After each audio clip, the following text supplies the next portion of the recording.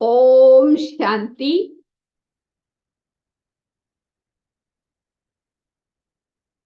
God is ocean of knowledge. They say that if you want to write down all the knowledge that God gives, making the ocean into ink and all the trees into pen, the whole earth into paper, you may run out of the material, but you may not be able to finish writing it down. But at the same time, they also say sparrows swallowed the ocean. What it means? It means that you can merge the ocean into the urn. That means you can become embodiment of knowledge.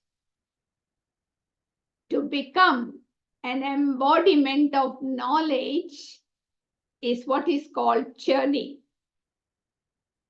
Churning knowledge means digesting knowledge. Just like we eat physical food, we chew the food to change it into energy. In the same way, when I churn knowledge, I am able to make it as part of my system into energy. Through the power of churning, we go into the subtleties of knowledge. When I go into the subtleties of knowledge, I am able to absorb it in my intellect.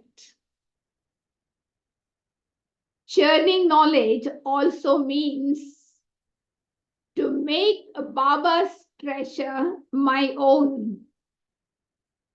So for that, I need to dive deep into the ocean so I can come out with pearls and jewels. There are 3 stages. We get information. We have to change information into knowledge and knowledge into wisdom. So in order to transform information into knowledge, I first of all need to reflect on the information. And that allows me to keep only the necessity information. And then when I'm able to churn the knowledge, I transform into wisdom. Wisdom means using knowledge in action. What Baba calls it as dharana, inculcation. So one is the stage of being knowledgeful. You got a lot of information, you can be clever. The other stage is called knowledgeable, which means wise. You have wisdom, and that wisdom will help me to lead a very beautiful spiritual life. When I'm able to develop the art of churning in my life, I am able to gain authority. So when I speak knowledge, I am able to speak with experience, with authority that is going to penetrate into other souls. So many times Baba says, we have knowledge, but the arrow of knowledge is not sharp enough to hit the heart of others. It may hit the head, but not the heart. So nowadays, we need to make sure, together with giving knowledge, what we call course, we also give power. Knowledge course must have force, which means that when I speak knowledge, by being embodiment of knowledge, I am able to take souls into experience.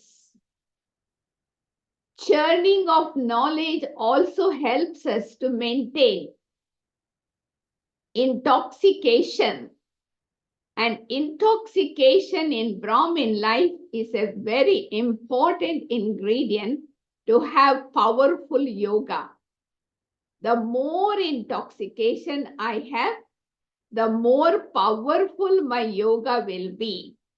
So this is why Baba always says, Baba gives you raw material. Murli is like a raw material, but you have to break down into pieces, go into the subtleties of each point and embrace them.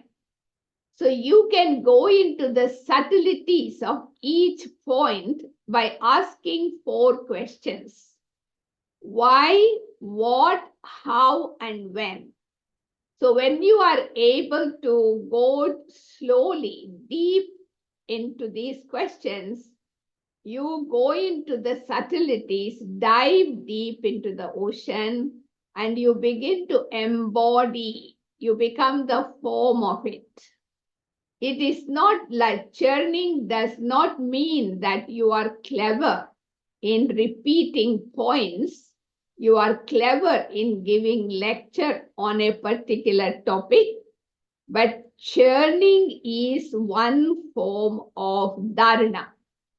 So when I have the art of churning, like Mama is the perfect example, Dadi Janki is the perfect example. They used to churn Baba's Murli as they listen, and then they were able to produce the experience for us.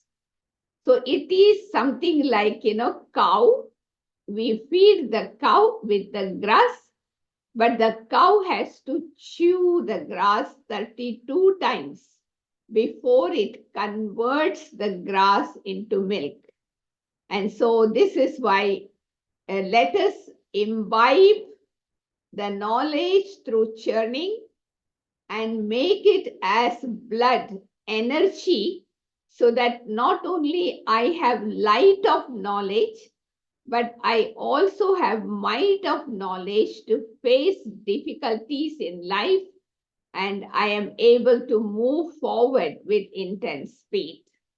So knowledge is light, knowledge is might, but it is also divine insight. The more light and might of knowledge you have, the more divine insight is developed. That means your third eye of wisdom opens up.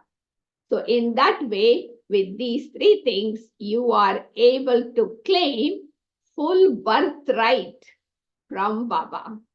So in that way, I will be a full self-sovereign. Om Shanti.